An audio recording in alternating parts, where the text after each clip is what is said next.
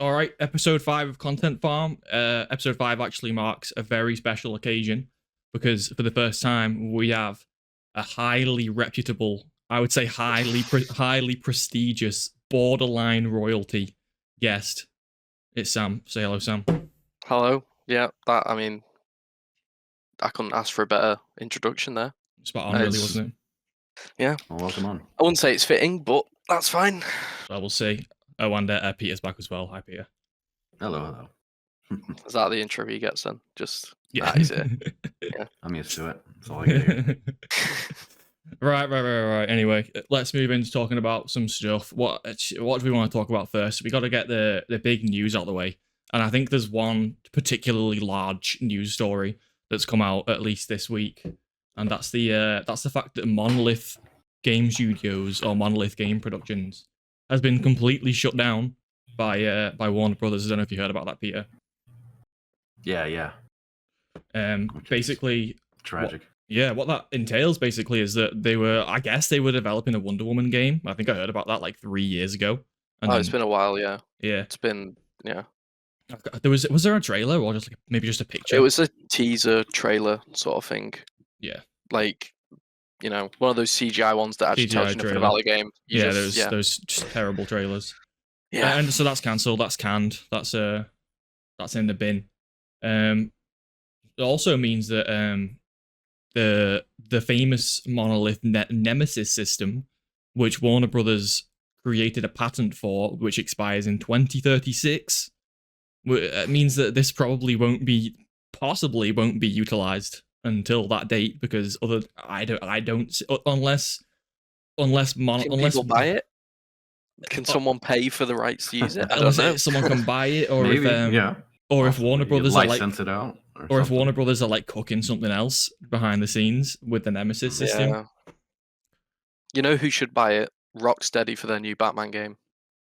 Yeah, I was about to system ask. would work so well in a Batman game. It'd be fucking brilliant. Yeah, with the villains and stuff. Yeah, I can see that working. Yeah. I was about to ask if we could pick one game to have the Nemesis system. Yeah, I've kind of you've given your answer. I would say, yeah. And the only answer that comes to my head really is just every game ever. It's just a fantastic idea. It's very immersive. It's really fun. Like Shadow War was just such an amazing game for that sole system. It made it War or brilliant. Mordor, or both. I think it was in both, wasn't it? Yeah. It was in both. I'm pretty sure it's that game's thing. It's kind of like that game's baby. But I think Shadow War, they kind of it was just bigger and better. There was so much more to it, and yeah.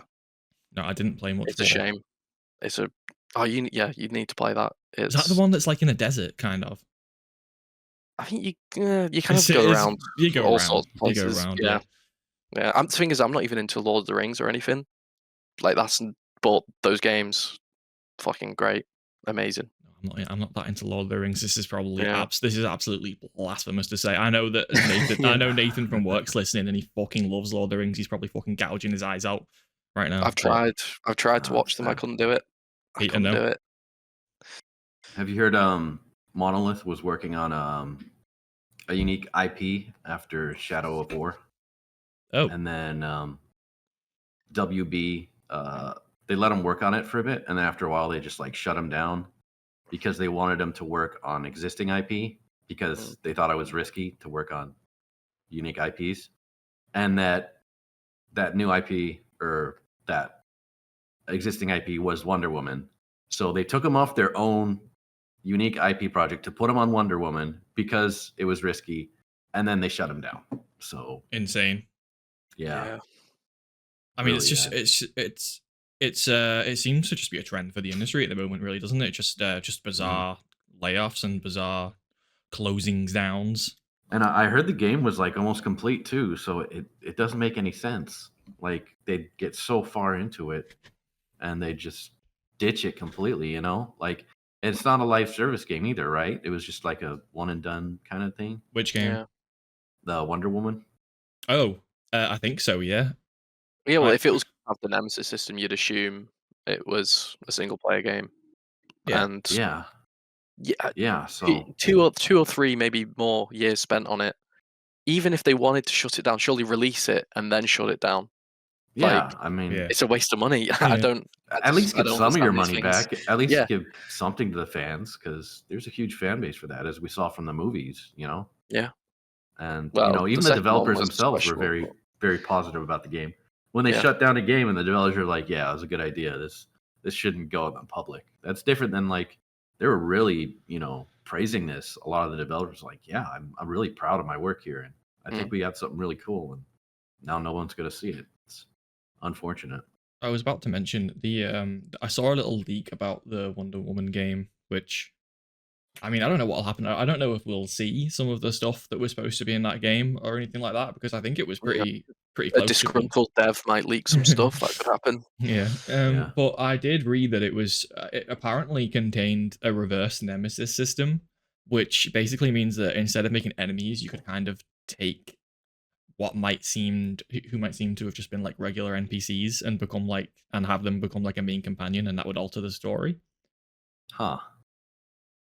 That Which sounds sounds like really cool, but also I don't know how that sounds way more complex than that sounds way more uh, complex.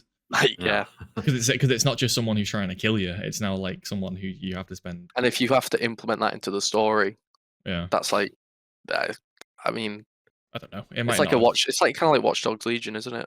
Is it? Kind Wait, of. Yeah, Well, in Watch it Dogs sounds Legion, kind of. I don't think the people are relevant at all. I think that No, system with you that just game. kind of play as them, and yeah, it sounded cool when they described it, and then when you played it, it was just like, it's So wait, in it's the not that Nemesis interesting. system, when you beat them, or when they get more, stronger and right, and Yeah. they're angry at you, and more powerful, but so the opposite of that would be like, they like you more, and they have better attitude towards you, and Mm. The they're not NPCs, as yeah. violent towards you. It's like sounds like a dating simulator. It sounds like Mass Effect needs to implement this. Yeah, Come on, yeah. BioWare. But I feel like it sounds kind of less interesting though. Like I like the idea of making enemies, not just making loads of friends. I don't think that's. they might have had both. I mean, they have that Yeah, I patent. They think have to Yeah, fucking do something with it. yeah, yeah. both would have been cool. Yeah, because That's then cool. Yeah, I maybe can see you'd that. have your enemies, and then your companions also hate each other. Then that's a whole other more That's a whole other complex. fucking thing. Like, yeah, that would be cool though. Well, we'll never see it Oh anyway, yeah, so We'll never see who it yeah. anyway. cares? It's gone. Yeah, no point getting excited about it.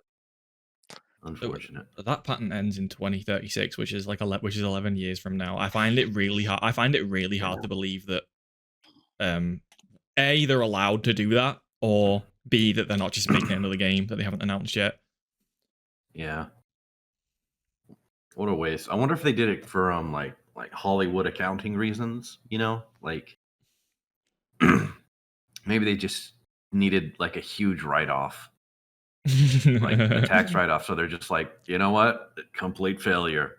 100%, Yeah, loss. Let's just set it in Legitimately the though, books. that's not an unbelievable idea. That's Right. genuinely possible, because I mean, I guess I should have researched what else Warner Brothers have got going on right now, so I don't really know. But I don't think Monolith ranks particularly highly in terms of Warner Brothers stock.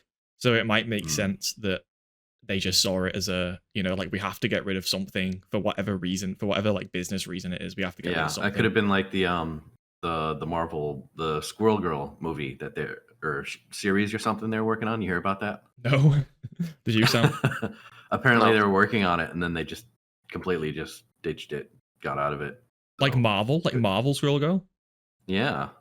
Well, Apparently she everyone's had like obsessed with Squirrel Girl right now because of Marvel Rivals, so they should have done it. Well, I've seen Yeah. Twitter. It's Uh-oh. Yeah, No images, please. Let's move on. Let's move on.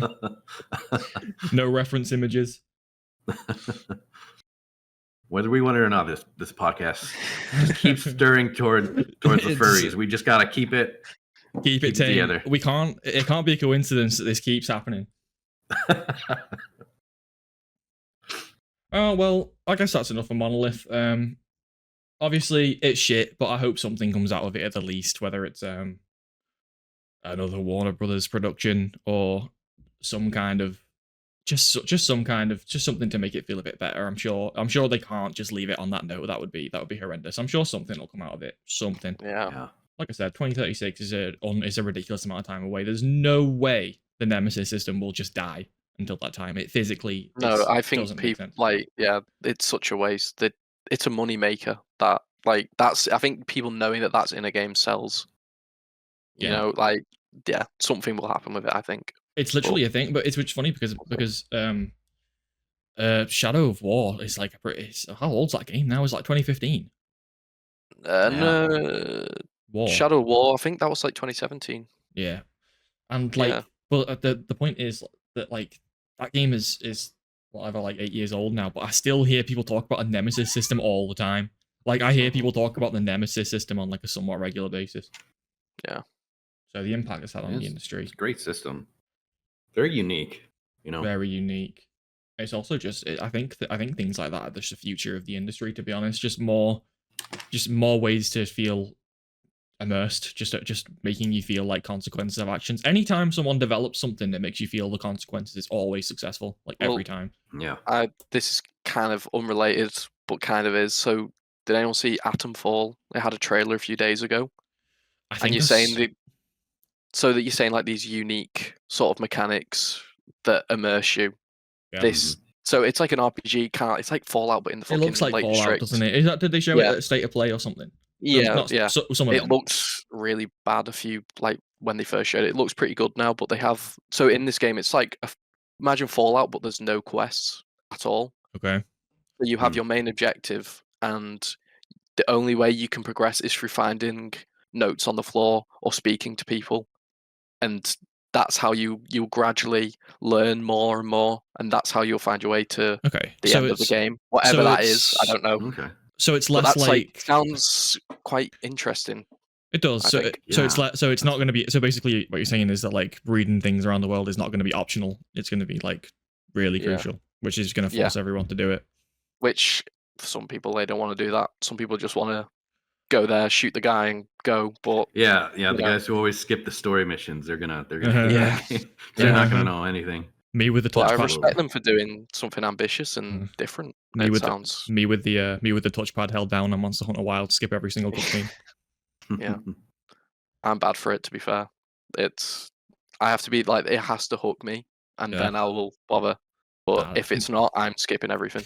Yeah, Monster Hunter Wild didn't have that hook for me. Yeah.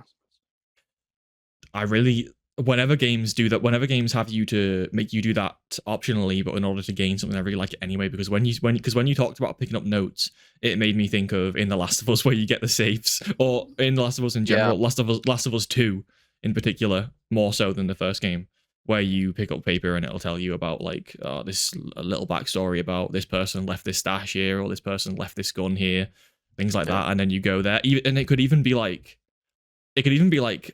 an hour after you read the paper, but you'll see it and you'll remember reading the note that described this place or this person, and then you'll go and then you'll remember the note, and you can look at the note in your little journal and you'll follow the instructions and you'll get something from it. And it really just comes across like those things are really immersive. It makes you feel like people making the game really cared, and they wanted you to feel rewarded for like reading shit, which is that reminds me of like the older quest system where, you know, when you get a quest from someone, like in the earlier Elder Scroll games or something like that, or like early WoW quests, where it wouldn't explicitly tell you, go here, you know, do this, come back, you know, get your reward. It always just kind of hint at something like, oh, there was a cave somewhere in the northeast, just next to the river, you know, or something, and I could have swore there was a small creature there with brown fur. Like they vaguely describe something to have you go and like explore it and try to figure it out yourself, you know? And like you wouldn't get like a pointer on your map directing you exactly where to go. And that vagueness kind of added to the exploration of it. And so you'd be on several quests at the same time, just kind of looking for the first one, whichever popped up, you know? As opposed to just going down a shopping list of dots on your map that you string together in a route or something like that. Yeah, I mean, so it's tricky for me because in games like Kingdom Come 2, which I'll talk to you about later, Sam, because I know you've been playing the first one. But like when because when there's a game that does give you like waypoints and shit, like like most games do, when there's like that odd quest where someone tells you to go and do something like by instruction, for some reason it pisses me off sometimes when the game has like throughout the game already or been like really generous with waypoints and stuff, when that quest comes along where it's like follow this and follow that and follow this, which Kingdom Come 2 does a little bit sometimes. I'm like, Jesus Christ, like this is what you want me to find the rock between the two rocks? There's like 70 rocks. Kingdom Come 2 does this shit like quite frequently. Every few hours you'll get something like that, and I'm like, God, come on. But like I said, I'm stuck between a rock and a hard place because I do really like when you do something like that and you feel rewarded in a lot of games. Yeah, when you figure out yourself, it's a great feeling. If I can figure it out, great. If I can't figure it out, fuck you, game. Give me a fucking waypoint. Pretty much. Yep. Yeah. So I feel waypoints kind of spoil us at a point to a degree where sometimes we just want to zone out and just click, and go to the next quest. And we have like a goal of doing X amount of quests or gaining a level in a day or something like that. And the quests are just little steps in it, as opposed to just, you know, just being in the game, just going out and, you know, just enjoying the world as it is. And the quests are just, you know, little perks along the way, you know? Yeah. Yes, exactly. Well, let's just get to the next news segment. Peter, you just told me 5 minutes ago about these new Pokemon games. Can you please fill me in a little bit? Anything that you know? Yeah, so there was the Pokemon ZA game. Pokemon Legends ZA? Yeah, which I was surprised to look like they took a lot from Pal World as far as like the action kind of, you know. We were just fucking saying this last week. Yeah, it looks like they ripped off Pal World for this one because there's a lot of the systems in place, and it just looks like it, the way you throw the balls and the way the Pokemon are fighting now, and like what do you call it? Not the turn based, but the you know, the opposite of that. Not a Pokemon connoisseur myself. Yeah, so you're actually, you know, directing them as they're fighting in the open world. And, oh, I see what you mean. Yeah. And so that's all I saw from the trailer, which is all that's out on it right now. But people were really put off by like the graphics. They just looked really very simplistic, and everything had like this plasticky sheen to it. So I assume based on the way you described it, it is like a 3D walk around game, like Pal World, not like a top down or whatever. Okay. Yeah, and like the story is like it's in a city, and they have like special areas that they're trying to modernize the city, and there's parts of the city that like wild Pokemon are like wandering around in and something like that, and you're supposed to help. Like the whole point of the city is like there's this huge CEO that you're trying to help or something like that. Some really weird corporate thing that just sounds odd. But so you go around the city and like there's spots where the Pokemon are just like as soon as you enter it, it's like a special zone, and it's just the graphics they did look so bland. I can't help but think, you know. And if it wasn't the similar complaints with the last one they did as well. Yeah, I was gonna say I feel like they didn't learn anything about the last game, and because I feel like you have that IP, just make a good open world Pokemon game. Like we've seen how World. Well, no, we've seen like Breath of the Wild and Tears of the Kingdom, how good they can make an open world game run on a Switch. Yeah, just do that with Pokemon. Like I don't know who the dev team. They must be like the C team or whatever, doing Pokemon or something. Like what's the A team working on? Where have they been? Where are they at? You know, other Nintendo games, I guess. They even added like climbing and like parkour elements and stuff to it, which is what Pal World had. You know, you could climb on any structure and stuff. That's quite funny. So I thought they'd learn their lesson from Pal World and like make a better game, but they just learned that, we're just gonna take the stuff from Pal World instead because it was ours to begin with. They just didn't know it. You know? I was just thinking that would be like the ultimate payback of because they've been trying to push that fucking, is it a patent or a lawsuit? They've been trying to push this lawsuit for so long since Pal World was successful. It'd be so funny if they release a new game and it just had like fucking Ash Ketchum just whips out a fucking AK and starts shooting all the Pokemon and shit. Maybe I'd finally play a Pokemon game if that happened. Though, so Yeah, really. And then the got- Champions one was the like, Champions one. it's kind of, I think it focuses more on just the battles themselves.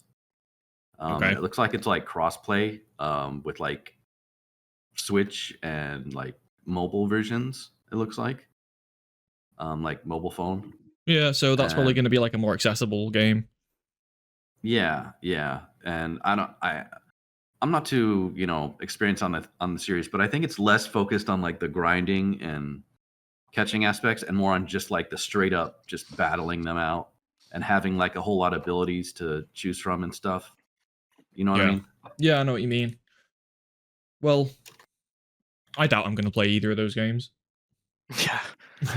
Yeah. I mean, I've still got your Switch, so You still have a Switch. you won't be. This shows my my interest for Nintendo. I lent had Sam my that- Switch like a fucking 9 months ago or some shit. Yeah. I haven't intended to go back on it. I've not even played anything. I've played Luigi's Just- Mansion on it, and it's actually, you know what? It was really fucking good. Like Luigi's Mansion 2 It's, is a fucking good game. The most recent one. Yeah. Yeah. Okay. Really It's a fun. fucking good game. Yeah. I was playing it on when I went on holiday, but I didn't. I need to go back and finish it but yeah. Yeah, Nintendo got some fucking good games. I just wish they didn't charge 70 quid for them all. Is it 70 or it's 70, isn't it? It's not even 60. Do they charge 70 quid? I don't know. It might be 60. Maybe I'm being a bit. I think they're about 60 to 70. I remember Tears of the Kingdom was $70 US. Yeah. So that sounds about right. But also, in their defense, they have I don't know if they still have, they had like a voucher where for like $100, you could get 2 games. Yeah. So that it comes to around $50 a game if you get 2 at a time, Little which bit is kind of better. the trade-off. Yeah, it's Little not bit bad. better. Yeah, it's not too bad. If you get 2 $70 games with it, it's great. But otherwise, Yeah, Tears of the Kingdom being 60 is a fucking disgrace. But I'm not going to let myself Well, get carried away with that. I don't know, because games have been that price for years and years. They've never gone up, really. Mm-hmm. Like if you bought a game back 30 years ago, they were £60 or $60. So they kind of need to be worth more. These, Yeah, I Okay. remember buying take. cartridge games, like Super Nintendo games. I remember those games were like 60, 70, sometimes $80 new. Jesus Like, Christ. and this is back in like the mid 90s Oh, and shit. shit. Yeah. Why And, has like- inflation not affected that? Why? I don't know why. What do you mean? Games are still games just stayed the same price. It's strange. Yeah. I guess, yeah. I mean, obviously you're talking about dollars, Peter, which I think is probably Mhm. like a 10, 15, 20 difference from if we're talking about a game anyway. But I remember, I think I remember buying games for like 40 quid like 10 years ago, Sam. Am I just having like Mandela effect, or is that true? I feel like if it was like brand new release, you were paying like 50. Like 50 quid or And it had 45 been out quid? like a month or two, 40. Yeah, I remember. Yeah. But you would still get I feel like Xbox One, PS4 times, they kind of went 60. Yeah. And now If I remember rightly. PS5, but then, I think it was Sony who was peddling the £70 yeah. thing. I think it depends on the game as well. I bet when GTA 4 came out in 2008, I bet that was £60. Don't quote me on that, but I feel like it would have been. It's one of those games that's like those like AAA, gonna sell millions and millions. They were worth. Do you normally get the 60 price tag on them? Yeah, and how do you value a game anyway? That's such a difficult question that you'll never, like, you can ask 100 people and you get a different answer off each person. Yeah. Like how do you value a game? Is it playtime? Is it how much serotonin you felt when you played it? Is it because there'll be a game there's some games that are like 4 hours long where people will fucking die. People will die by them. You know what I mean? Yeah. So valuing a game is tough because there's games out there that are like 20 quid, £20, Peter, like Risk of Rain, like Risk of Rain 2 that I could probably just go and play for like 1,000 hours if I really wanted to. Yeah, and that's what's good about it. Here. I put an image in the reference. You see, back in the N64, PlayStation 1 era, Wow, fucking games hell. were somewhere between 40 and $75 USD. Jesus. It was just That's mental. that's just how it was. I'm Yeah. like, I mean, consoles were, I mean, 150 for a console. You know, that's pretty That's insane. yeah. But I mean, but the prices of games, like you said, they just haven't changed. And yet at the same time, we got from these games, which were like blurry ass, you know, barely 3D games, these blobs of polygons, you know, and now we have like these ultra realistic textures, these motion tracked animations. We got like orchestra, you know, music scores. All this develop like there's so much more development in a game now, and yet the game itself still has the similar price. Like I understand people upset that games are now 70, 80, but it they just haven't moved for so long in price Not that significantly. it's Yeah. I mean, it makes sense. I don't like it either. I don't like paying more. I'd love to pay Yeah. 60 until I'm 60, you know. But just Not far off then. I can see how this is a valid complaint about you know, the price of a game should eventually be moving up. And what's weird is that $70 is the new US price point that has been contentious. And yet here we are, what is this? 95, 96, and like $75 wasn't out of, you know, out of the norm. Yeah. So it's crazy. And I think part of that is like a lot of companies that got locked into that. Now they're starting to do the DLC thing where that's how they get the money back. They take the full game they would have normally released, they cut some pieces out, and then they sell those games as DLC, you know, like day one DLC or something, or they'll just save it for later, you know what I mean? Yeah, you say that games are $70 for you now. They're about $69.99. 60. They're about 60, but like Wilds was technically 70. Like the so- AAA game that are going for like that, like Call of So, Duty, would they be the similar? the new price point is starting to be 70. The Yeah. old one was 60, and like Yeah. now they're starting to creep towards 70. Yeah, but is this not strange? Because $70 USD is probably like, is that not like £55? I think maybe slightly more, but yeah. Either way, the conversion not exactly relevant. But the point I'm trying to make is we're both paying 60, but 60 US pounds. Sorry, 60 US pounds. £60 is £70 is way more valuable than $70. So why do we both pay 70? Doesn't that mean we pay more money technically? Yeah, it's about 55. Oh, we're spot on with that. It's same with consoles though as well, isn't it? Yeah, they do. They have the same price do. across Yeah. currency, don't they? But it just seems strange. I guess that's just the way it works. I don't fucking know. I'm not a fucking economist. Peter, you mentioned before that a console was $150. Yeah. What kind of consoles are you talking about? Well, I put it in the image in the reference. It's showing the Nintendo 64 and the PlayStation 1. $149.99. But again, maybe a Mandela effect, but I was under the impression that they were fucking extortionate back in the day. I mean, yeah, I think this is probably like later in their cycle. Like when they first came out, I think both the PlayStation 1 and the N64 like 200 plus, you know, 200, 250, something like that. So I think this is later in their lifetime that they can afford to sell it like that. But still, I mean, nowadays 300, you know, seems the average. Yeah. So even consoles had started to go up in price. To be fair, a lot of times they make a loss on the console to try to make up on the games. To be fair, £300 for like a PS5 is a bargain. Like the PS5 technically is so strong. Same with the Series X, but I just fuck Series X because it's just dead. It's dead at the moment. But so I'll just talk about the PS5. But do you not think, Sam, £300 for a PS5 is just such a fucking fantastic deal? Well, yes and no. So on the PS5 box it says 4K 60 FPS. And that's a blatant lie. Yeah, that's a blatant lie.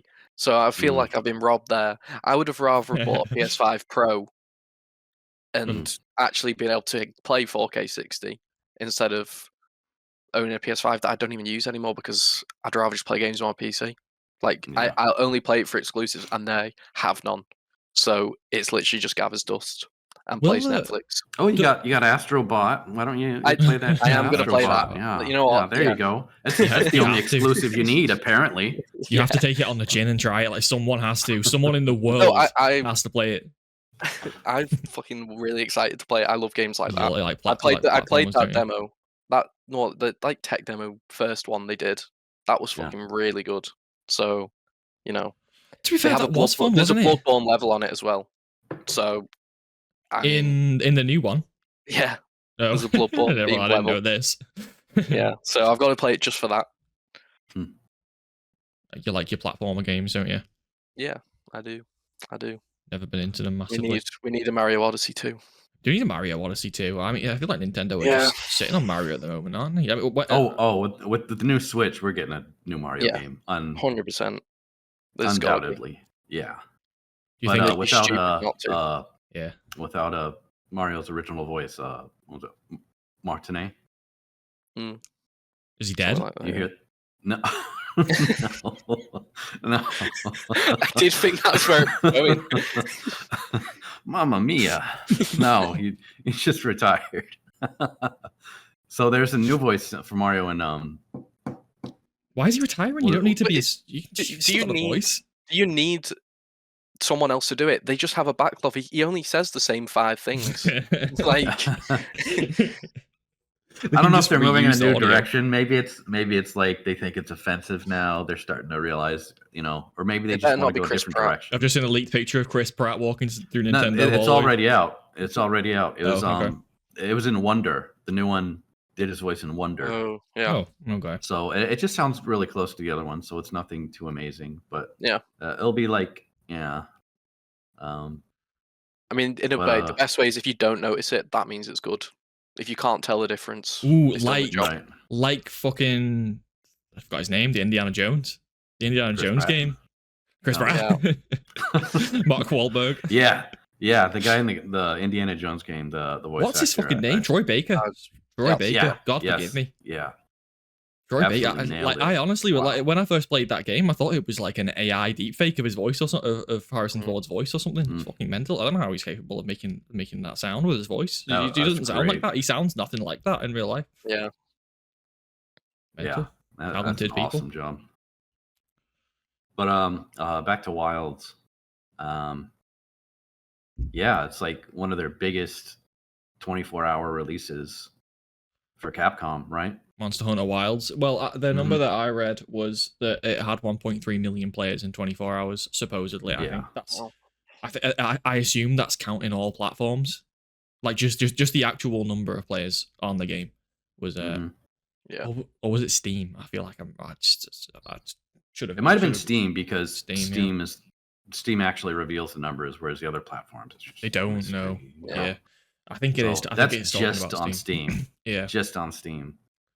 So that's pretty wild. pretty Monster Hunter Wild. Ha, ha, ha, ha. I can see why, because I mean, I know it's a very popular franchise anyway. I thought, World and Rise did really well. Mhm. And I feel like Yeah. a lot of people jumped onto the franchise, me included, Mhm. midway through the life cycle of World. I think World had a lot of longevity, Yeah. which means Yeah, I got and into Rise. World pretty late too, and I got into it, and that was after having playing a Monster World game before, which is just brutal because like the older games were just really not user friendly, very grindy, very hard for someone to just jump into who hasn't played a Monster Hunter game before. But I feel like World was a lot more accommodating for that. Oh God, that's generous. I mean, it is compared to the old ones, but Monster Hunter World is so fucking confusing. Sam, I think you can testify to that. Sometimes anyway. Yeah. It's just so unintuitive sometimes. So is Wild to a degree, but yeah. Wilds is a little step up over World, a little one. Mm-hmm. Sh- They still so managed to muck up some stuff though, like multiplayer. I don't know if you tried to We've been doing try it. to play with someone on Yeah. Wilds. You got to like join the same Link party. like link party, and then you're still not in the same group or They the have same like quest. they have like It's- 3 different types of parties. There's like you Yeah. add a hunter as a friend, which is glitchy because like the names don't work sometimes. So you have to Mm. put in the code, and then you like invite them to a link party, And then you can also invite them to a lobby, and then you can also invite them to the environment link, which means which just means you're allowed to see each other. And that sounds not too bad, but like navigating the menus to figure out how to do all 4 of those things is fucking ridiculous. Forever. I just couldn't figure it out because I thought I've played a game before. I could figure this out, and it was the same with World. I sat on Google for 30 minutes trying to figure out how to get in a party. Like I did the same with World, and I was hoping not to be in the same place with Wilds, but there I was on my phone Googling how to get in multiplayer. Couldn't fucking figure it out. It's ridiculous. Yeah, they got it a bit better with Rise. Rise was but it was still, you had like, you couldn't just click someone's join link. Like I had to accept their link, then I had to talk to this specific cat in the city and tell him I wanted to join my friend's game, and then I had to input a code to join his game because you couldn't just set it to friends only and give me a link like any normal game. It was very unintuitive. It's silly. I guess it's not a priority for them, because I feel like if it was, there was plenty of time to tidy that up before Wilds came out. I mean, it's a solved problem. I mean, did it in Rise? Yeah, it's something. I think especially Japanese companies, whenever they make a multiplayer aspect, they try to reinvent it. They do. This is true. Yeah. And they don't just take something like, let's take the lobby system, or let's take the the hosted game thing, or something, and they just try to make their own, and it's oftentimes just something really confusing and like the From Software games. That's exactly what I was thinking. Yeah, like the Dark Souls system. It's just like, what is this? Why do I have to keep resummoning him? And I can understand what part of the world, you summon him and stuff, but you got to keep resummoning him, and you got to do the I don't know if it's the password. In Elden Ring, you have to use consumable items as well. The difference with the FromSoft and the Soul situation is, I feel like that actually is a design decision. I feel like they wanted it to be a little bit awkward to play with you. Not like difficult, because it's not like incredibly hard, but they wanted it to be a little bit just you can't just have your friend whenever you want, anywhere you want at all times, basically. I think they did that on purpose. Yeah. But they didn't want your friend. You didn't want you to play with your friend for the whole time. They wanted you to just go up to a bonfire and just summon a random person in the world to help you, and then go off and do your thing or whatever. But the difference with Monster Hunter is, I feel like they are just doing it out of incompetence, or either incompetence or just like they don't care. Because I feel like the game I feel like Monster Hunter would only be better for with improved multiplayer, as we saw in Rise, because Rise was very successful, and who was complaining about good multiplayer? No one. So yeah, they've only increased the complexity of the multiplayer system. It's strange, and I can't figure out why. After already their original system wasn't too great.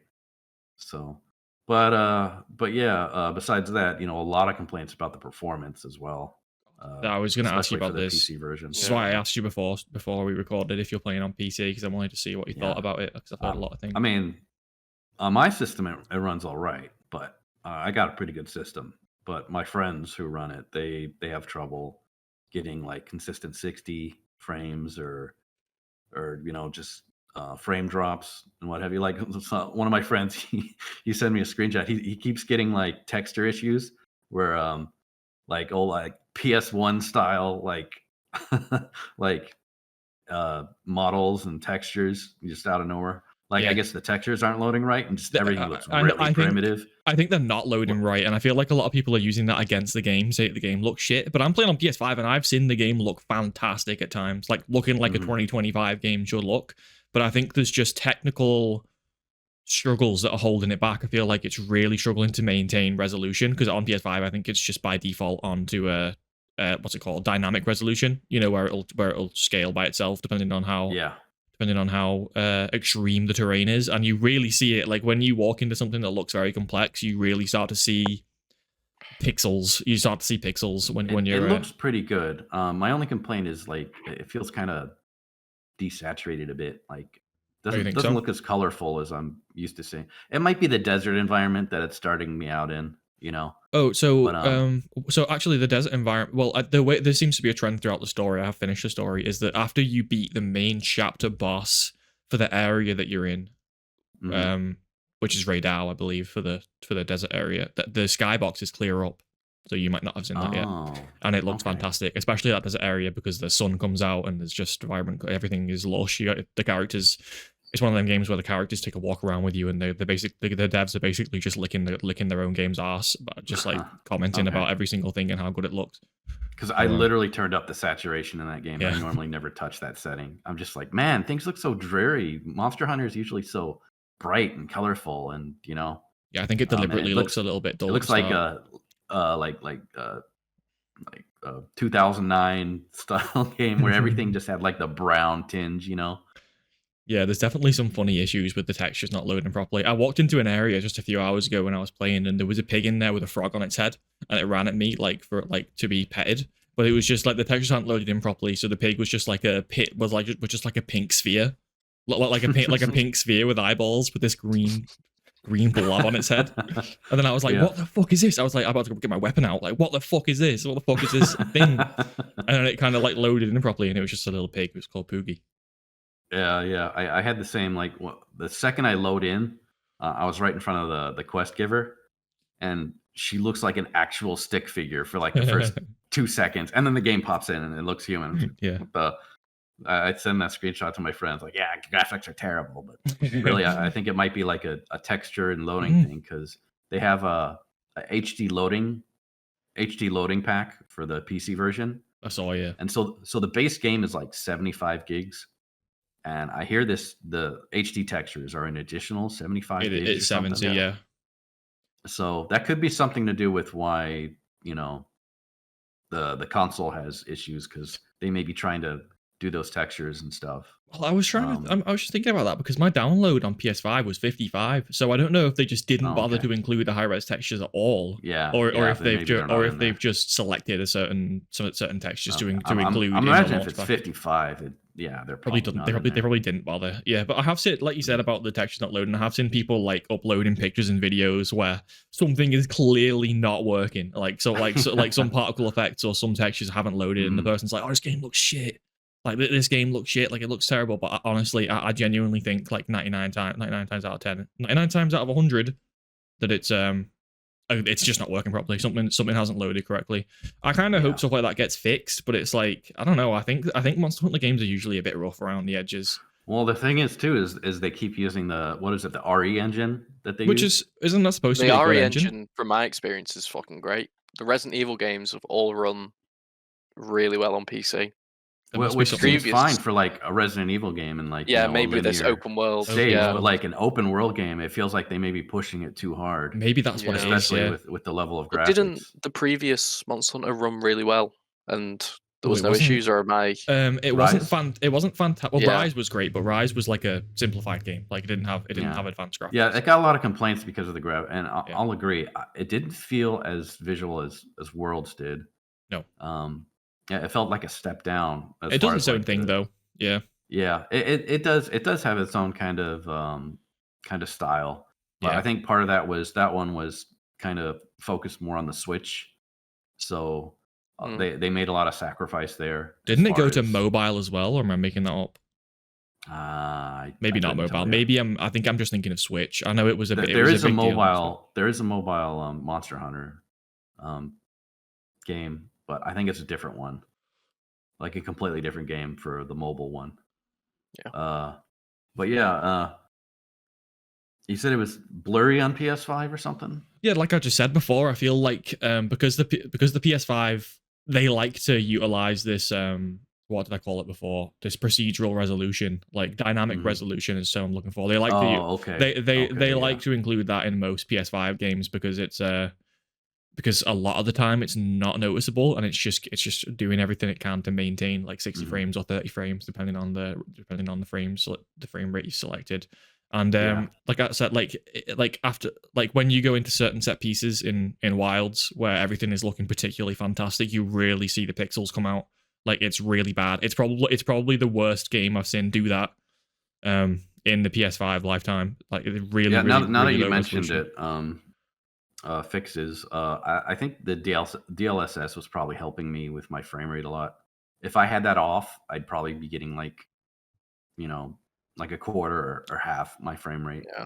So that could have been helping me with my boost. And I know some people they don't want to enable that, or maybe their cards are so old that they can't. So that could be another issue as well. I think it's only the RTX 20 series and forward that can use DLSS. Am I correct? I think so. Yeah, And it's the new DLSS 4 on that game. I'm pretty sure. But that's only available on the 40 series, isn't it? Yeah. So that's you need a very new PC. That's supposed to be a lot better as well in terms of like performance. Well, not necessarily performance, but it's like less of a downgrade using it. Yeah. Do you use the frame generation as well, Peter? Yeah, for that game, yeah. Yeah. Generally, I don't because it adds delay, obviously, because it's just generating frames. But for like something like Monster Hunter that you don't really need like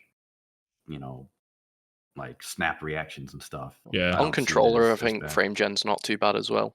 Yeah. You would controller. Obviously it's a controller only game, I think, for most people. And I don't think when you're on controller, you can get away with a lot of if you play a game with a mouse and keyboard, you are the monster. Get out. Yeah, it's like playing a Souls game on mouse and keyboard. Oh yeah. Just which barely works. You have to like make your own keybinds and shit. But yeah. Actually, I think when you're on a controller, you can get away with a lot worse performance without realizing. That's what I've noticed anyway. Like when I used to play like the new games on PC, I don't really anymore. I used to, like when I use controller, I always noticed I didn't really care about the performance. But with keyboard and mouse, because keyboard and mouse is just so like instantaneous and precise, you notice like every little screen tear and frame drop when you're on keyboard and mouse, which is why. But then when it works, it's so much better. Yeah. Like it's so good when it works. So that's why people do it. But you've got to pay the money. You've got to. Yeah, I don't think graphics card. Well, outside of like COD, Call of Duty, I don't think I could play like a legit FPS game. Like Marvel Rivals is third person, but like a game where your aim is important. I don't think I could ever do that on controller again. COD is the exception because COD's got broken auto aim. But like other than that, I think all my shooters are just like objectively more fun on keyboard and mouse. Doom I feel like Doom is a significantly worse game on controller. I don't know that game on keyboard and mouse is something else. Like it's so much better. I don't know how people do it because you need to turn around so much and you need to Yeah, I don't like that game's on Switch, right, isn't it? Mental. It is. Doom Eternal is on Switch. It is on Switch. I remember it coming out. I don't know how you would do that. Mental. It's not even you'd have to play. You could not do that on the hardest difficulty. There is no way. Like you're just slowly turning around each time. You have to have the sensitivity on max, but even then, it's not just that because we were talking before earlier about that how that game gets like 10 times more fun when you get your keybind sorted and you snap through the weapons.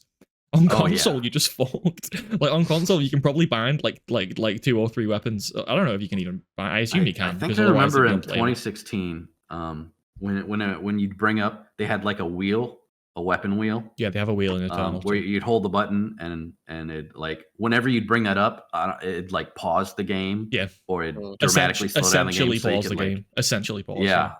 Yeah. So there was that, but man, what a speed killer in that game. That you really played Doom Eternal. You did. I think I asked you last week. You have, haven't you, Peter? Yeah. What's that? Have you played it? Eternal? Yeah. Yeah. I think I did ask you last week. Yeah, but like the momentum of that game is just go run gun, just like pause the game every time you whip out a gun. That just seems so that's unintuitive. It really takes you out of it. Yeah. Yeah. Right. So I can't imagine that.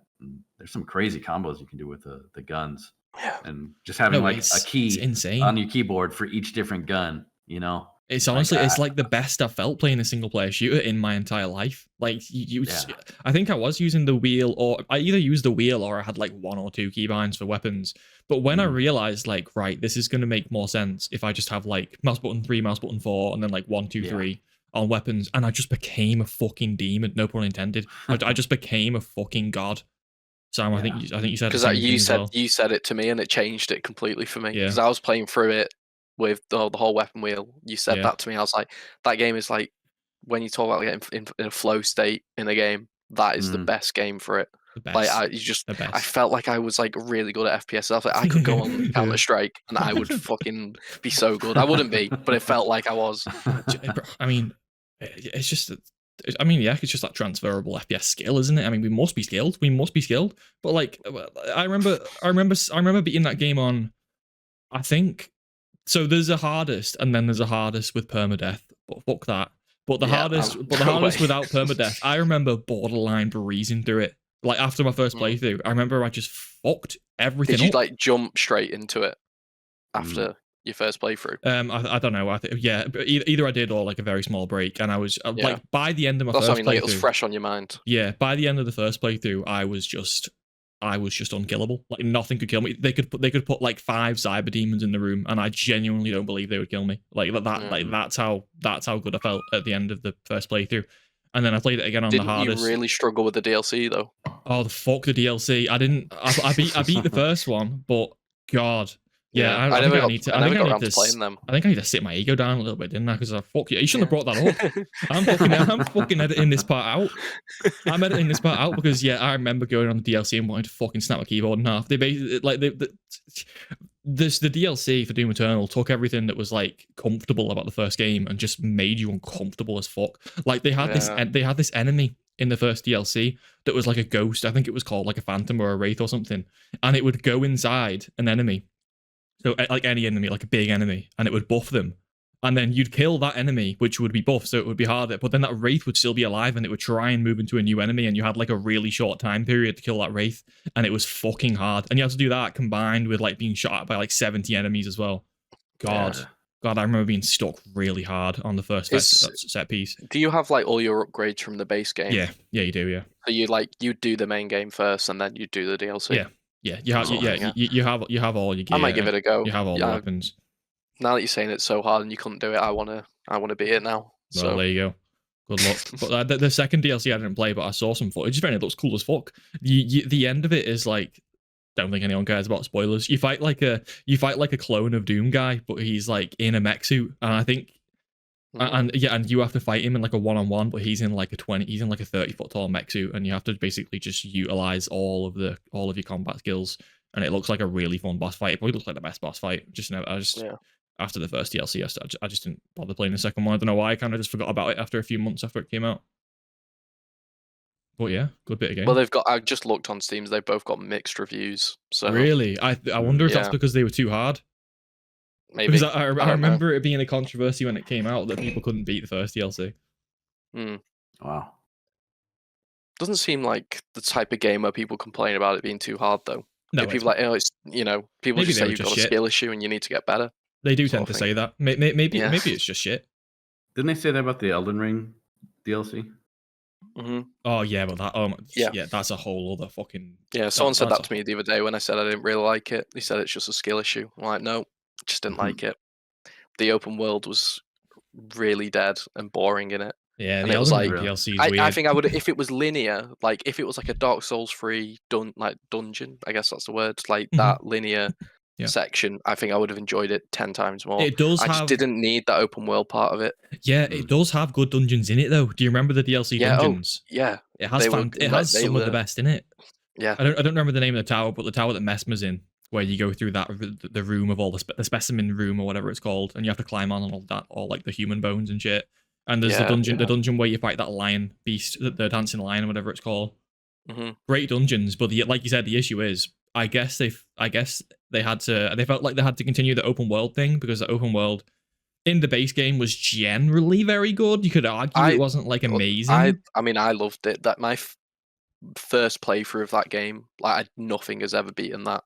In terms of like the exploration and experiencing that for the first time, it was just so good because you didn't know what was going to happen next. There's so much enemy variety. You're like, oh, let's go here. Oh my god, there's a giant fucking bat with a spider under it. And then you go somewhere else, and then there's a dragon. It's just never ended, and it was so exciting. Yeah. And what I loved, like, if I got to a boss I couldn't do at the start of Elden Ring, I'd be like, right, I'm fucking off for 2 hours. I'll come back and kill you. You couldn't do that in Tree, really. Or you were just you could find a few of those seeds or whatever they were, but they didn't really. No, they didn't. I already found most of them, and I was still getting shit on. Yeah, it didn't help. It was hard. Shadow of the Erdtree famously had a final boss that got everyone a bit in a bit of a row. It was I still haven't beaten it to this day. Not for lack of trying. I tried for a long time, but since then I haven't been back on it. The final boss was fucking brutal. Since I last played it, they nerfed him So I might have to go back to that at some point. It's not. Has FromSoft ever done that? Actually, just nerfed a boss. Yeah, they've done it. They've done it a couple of times. Yeah. Right. The I examples just feel are like it's controversial to do that in that It is, community. yeah. I feel It like is. A lot of people were like, oh, you know, all the people like your mate at work were like, oh, this was fine. It was fine difficulty, but like honestly, what's the Millennia one that they nerfed? not nerfed. I don't believe. Am I wrong, Sam? Millennia was not nerfed. I'm aware of. No. Millennia is just controversially difficult, but I think a lot of the people who actually play Elden Ring a lot claim that she's not that difficult anymore. It was just one of those things where you get into the I guess rhythm. once you know it, you can trivialize it. Once you get their moveset down, and once you know what to do when the boss does this, then it's very It's a lot of trial and error. It's a lot of trial and error. Yes, a lot of trial and error, because that's what it gets you. Because you're fighting a boss, and suddenly the spike comes out of nowhere and just cuts your head off. You're like, what was that? You know, and then you learn to avoid the spike, and then there's this one attack where the boss hits the ground and you have to jump or something, at the right time, and stuff like that. Where if you don't know about it in advance, of course you're going to die to it. Eventually, there's a lot of discussion over whether things like that are considered fair or not. I don't really know where I stand on it, because is trial and error considered fair? Like, say for example in Millennia, where the Grace the bonfire is right outside the boss door, is it bullshit? Is it bullshit for there to be something that you're not expecting that kills you? Because I don't know. I feel like that's honestly, a huge topic. I think it's kind of unfair, but on the other hand, I feel like that's very Dark Souls. That's like their core the slogan's kind of prepare thing. to die, isn't it? So controversial slogan. You're going in expecting. They're known for their crazy trial and error, where you just walk around a corner and a skeleton like kicks you off into the abyss. They love putting that stuff in there. Funny you mentioned that prepare to die title, because that was Sam. That was actually I don't know if you read about this, but that title was Bandai Namco's idea, and From Software were not happy with it. Although, but because really? But because the difficulty of the game is such a strong marketing point, Bandai Namco always try to slip stuff like that in the marketing, but From Software don't want to, because they don't. Well, I guess they don't think the game's that hard, or they don't think it should be entirely marketed for being hard, because they're good games anyway. I think that's basically the gist of it. Yeah. Pretty funny. Should we move on to another topic? All right. I mean, last little bit of news. It's not a big one. It's just, I mean, it is a big one, but it's not like a much to talk about. It's just that the entire Assassin's Creed Shadows game fucking got leaked. Like literally, people had to get got their hands on the game early and played it and recorded it and released it. Womp womp. Womp womp. So that's quite funny. Is this on PC? I don't know. I assume someone got a console. I think it was a console. Like, they just had physical copies of the game. Really? Early. How'd that happen? No, it happened. Someone in it. Go on. Sorry. Yeah, well, I mean, I don't remember the name of the game, so it's basically pointless. But it happened recently with another big game, like a couple of years ago, where someone got it from people who work in at the warehouses or the back rooms at shops, and he just picked up a copy of this game and started playing it and started streaming it. It does happen. Started streaming it on Twitch. It happens with Call of Duty basically every year.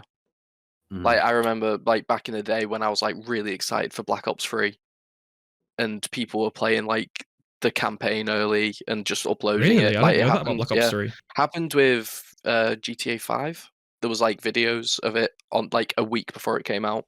It does happen. Someone just takes it from a factory, or they work at a game shop. Yeah.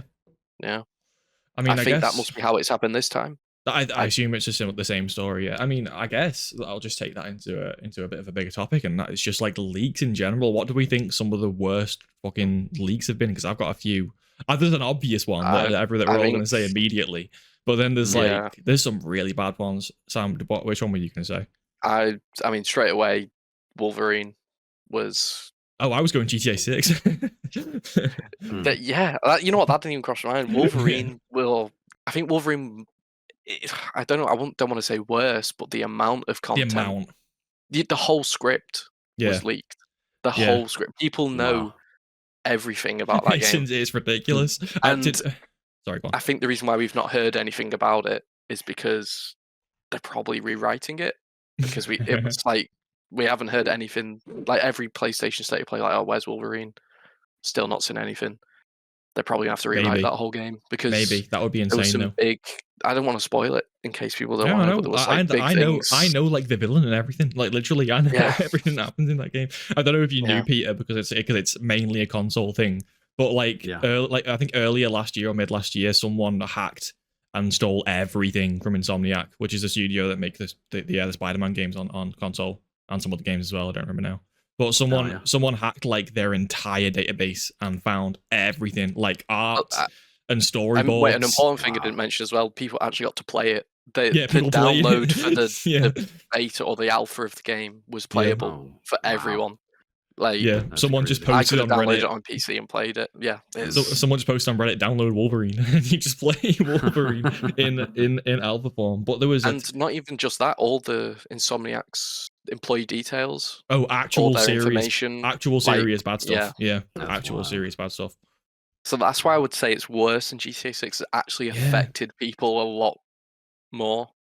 Yeah, I guess that's true. GTA 6 leaks only generated more hype. People think it was fine. Selfishly, I wasn't even thinking about the employees. There was some controversy about 6 though, because like I remember a lot of that was like proof of concept and like testing.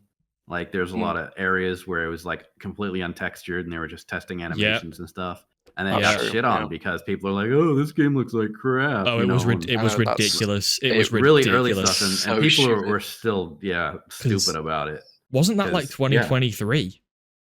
Earlier, I think it's 20. That footage was from 2021. If I remember. Jesus Christ! Correctly. And people were like giving it shit. Of course, it's not going to look. Yeah, good. they were. Like people had no idea about the process. They were like, "Oh, this is the game." Yeah, they didn't even realize how early it was. And how this is how it's supposed to look. I still think it looked pretty good. It looks fine. I think it's great. It looks fine. Yeah, especially the animate. Like I was talking about, it was like some untextured, level, and they were just doing animations of like wall hugging and stuff like it, getting up and down, and it was really smooth. They have very advanced animation. I'm really something excited that to see GTA it. 5 did really well was the animation system, the procedural animations, the way they blended into each other, and how natural it looked, like just getting up from the ground from any position that you ragdolled into, and the ragdolls. Oh man, the ragdolls, the best ragdolls in that game. Yeah. I mean, Red Dead 1 and 2 as well for the ragdolls. I love how cartoony it is in Red Dead 1. Those ragdolls, like Red Dead 2, they kind of made it a bit more realistic. Red Dead 1, it's like you're in a Western film. You shoot someone, they're just flying off. It's so good. But with those GTA 6 leaks, it was the they're kind of going for the realism thing, it feels like, where there's no more weapon wheel. Supposedly. So you can, it did look like that. Like, so the character had a bag, and you'd put guns in the bag, so you couldn't just pull out an RPG. Like, if you have no bag, you can only carry a pistol. And I mean, that's going to be really controversial. I had an argument. I've already had an argument with someone at work about that, because I was telling them about like, oh well, because we were talking about Red Dead 2. And I was saying how in the leaks for GTA 6, it looks like they're gonna have the Red Dead 2 holster system, because I mean it is in the leaks. It's in the leaks that you have to put your rifle on your back and your pistol in the holster. It's in the leaks. So, and he was not happy. He was like, "But I'm all for it. I like that. I'm all for it. I hated GTA's. Like you can have 12 weapons at once, and at any second you can pull out one. Like it gave the weapons less weight. Each individual weapon felt less. Yeah, because why would I ever use the pistol if I could just use my my Uzi, and why would I ever use the Uzi if I use the AK? Why would I ever use the AK if I could just pull out a minigun? That's what happened. It makes some weapons 5. redundant. Yeah. I do wonder if they will implement this into online as well. For 6 online, will they do the realism or weapon wheel? I don't know. I wouldn't be surprised if they're going in full into RP. Yeah, they could add it as a separate option, like enable weapon reel, like remove weapon limit RP servers. Oh, that makes sense, because we know that they might be a thing, so that genuinely makes sense. They could have it. Even if they don't add it to the game, like the modders will, undoubtedly. So. Yeah. But yeah, I like it. It makes your weapon choice much more impactful. I really like it. I really like it. You think more about your loadout. You don't just think, okay, fuck it, I'll get the RPG out. You go, okay, I'll have this gun, for this situation, and I'll have this gun for this situation. And you kind of, you get more attached to the weapons when you're forced to pick between the two, and it impacts your play style as well.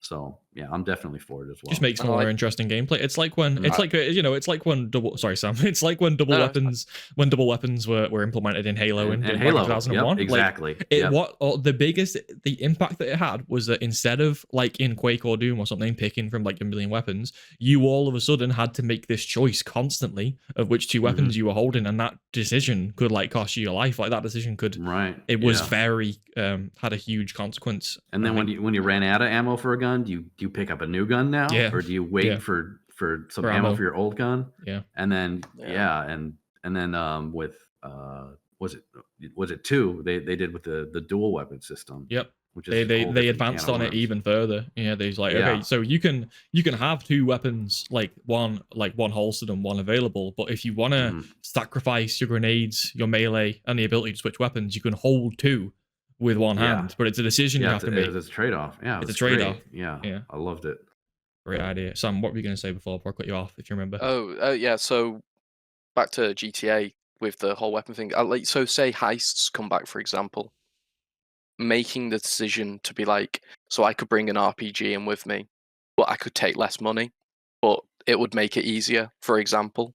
So I feel like that idea of like you're putting more, because I think GTA, it's just you go in and shoot people. Actually putting thought into what you actually are going to take in with you in the missions, it would make it.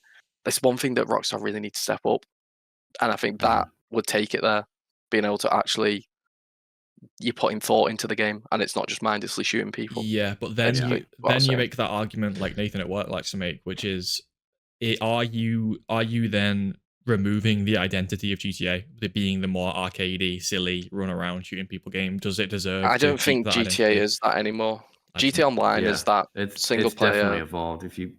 Like the first game, or the first 2 games, you just literally just ran around the city, running people over, shooting.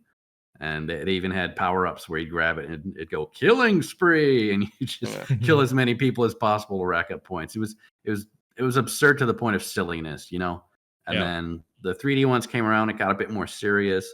The story got a bit more involved. And now with 5, it's just a straight up like the cities look like photorealistic, and they got these actual characters that they're developing with these long stories, and they have different character arcs, and now they've leaned into the online mode, and people have embraced the RP aspect, and now Rockstar have leaned into that. So especially with the modding community and just how much people have picked that up, it's definitely the new direction it's heading in, and Rockstar knows it too. My only weird thing with that is like, so I RP is so popular, and I feel like it would do great for them, but also GTA Online it's become Saints Row. Like that's what it is right now. It's just people on hover bikes blowing people up. So it's like I feel like they have to make the choice of sandboxy, chaos, or RP. You can't really have both. I think I'm not a big RP player. Unless you had different servers, RP servers and sandbox servers. I could see having like different server types, Yeah. Like that would be, I think that would be really cool. And then so you've got your single player for your gritty realism, great story, and then you've got your online for either RP or chaos. And I think that pleases everyone then. Yeah. I think that would be that, and I'd be very happy with that. That would be great. Yeah, it's gonna be really weird seeing the comparisons come out between 6 and 5, because do you remember when 5 just felt like the most realistic game ever? But now you look back at it and you're like, okay. I mean, no, it's still, I've played it recently and it's still pretty good. Yeah. But then I hope you play loading Red Dead 2. Yeah, the loading times. That's absolutely ridiculous. Like my system is nothing to scoff at, and whenever I put a game on, it's always on one of my NVMe SSD drives. That are pretty speedy, but dang, it still takes forever. Well, they have just updated that game on PC. The PC enhanced edition supposedly helps with loading times, but like I don't even play that game anymore anyway. So no. Okay. But for the people that do, I can only imagine people with slower systems or on older hard drives, like and you load into the world, and then you'd load into the lobby or whatever. and then after the lobby, then you load in. So there's so many loading Yeah. screens, and each one takes so long. There isn't even a progress bar or anything. You're just staring at a blurry background, and that took I me think out of the game quite a bit. it's partly. I mean, that game released on an Xbox 360. I think that's it. I think it's just built around the. I think it's just built around that hardware, It's like built on- fundamentally. It's so old. Yeah, I it's a very think old game. I think 6 Online will be pretty much no loading screens. I think they will really, because that's like one of the biggest complaints they've got. I imagine they'll want to turn that around. I hope so. I definitely hope so. Yeah, I gotta say, a lot of times I just stopped playing because I just got tired of seeing the loading screens, and I just want to play something for like 10 to 20 minutes and not wait like forever for it. Just stare at my screen or my phone or whatever. And I mean, it's understandable with how much they're loading, but considering other games have gotten it down. I wouldn't mind looking at blurry textures for a couple seconds after loading if it means loading that much quicker. Yeah. But like you said, man, wow, 360. That's, it's crazy. It's ridiculous. It's crazy how long that game has been out for. 2013. So it was the very end of the Xbox 360's life cycle. Yeah. Well, I don't know how it ran it. No, I don't know. Well, I think it ran at 30, probably 30, and probably dynamic resolution or lower than maybe like 960p. Oh yeah. Yeah. Well, I'm going to wrangle us a little bit because I'm cautious of time because we've got 2 big topics to go on to. The first one is childhood games. I want to know everyone's childhood games, your favorite ones, the ones that were probably maybe the most impactful or just the most memorable that you remember the most. Who's going first? I can go first. Go on, Sam. So, the first game I ever played was not the first. Well, the first game I played was like a Hot Wheels game on the DS, not on the Game Boy, and it was the silver Game Boy with like the black pattern on it. Anyone knows what I mean? I know what you mean. Like that was definitely one of my first console game was Lego Star Wars. And that was your first console game. Because I heard you talking about it earlier, but I didn't realize it was the first. Yeah, because I remember this. You do the mission where it's like Episode 3, Anakin and Obi-Wan in the space battle. I remember that is like strong memory of that game. And those Lego games were so good as a kid, and I was so excited for that new one that came out a few years ago, and it was Skywalker Saga.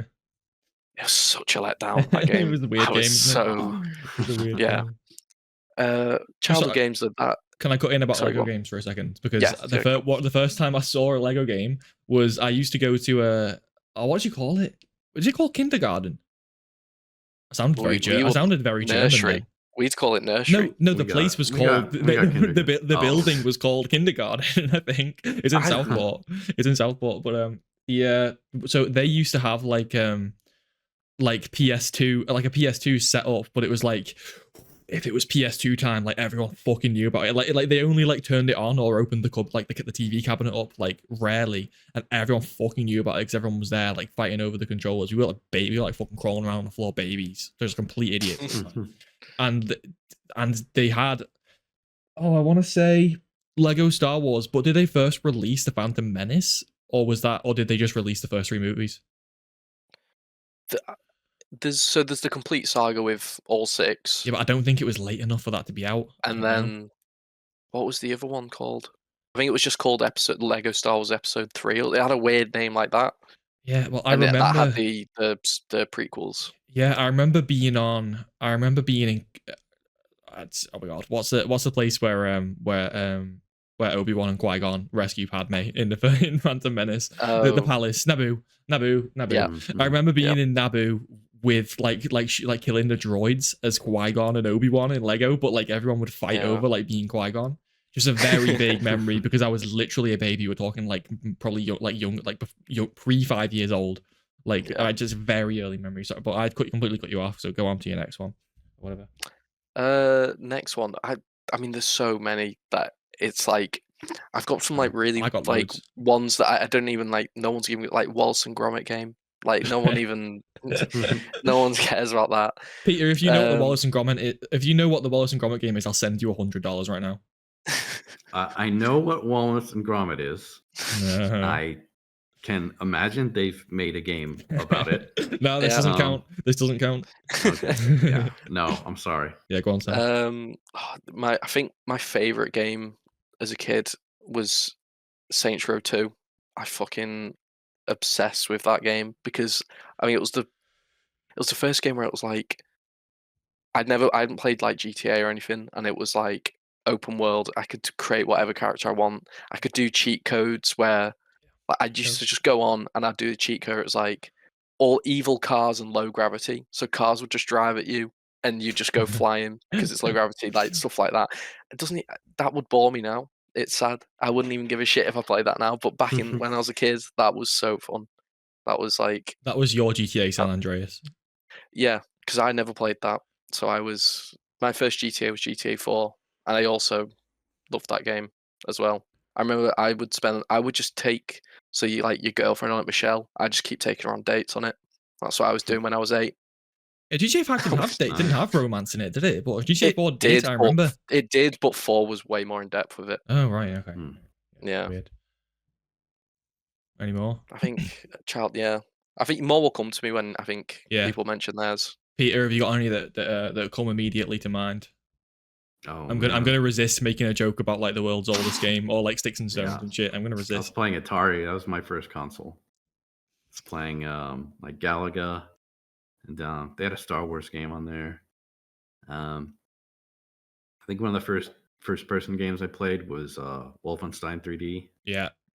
And, I've played that in Wolfenstein. Yeah. When you have the dream sequence. Yeah. Oh, nice. Yeah. I think Doom was one of the first games I played online in quotes, because like we'd use the modems and we'd call each other. Yeah. And it was the dial-up, and then I guess the first online there was an adapter for the Super Nintendo called X-Band. And it was basically like a phone modem for the system, and you can play like Super Nintendo games with people. Oh, like it was an attachment. Yeah. It's kind of like a Game Genie where you put it in and you put the game on top of it. Oh.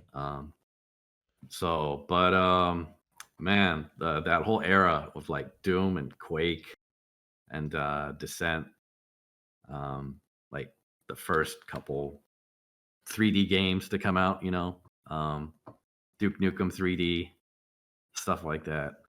Those are. Can I ask you a question about Atari? Is there do you remember are you aware? Is there a Spider-Man game on Atari that's like 2D side scroller?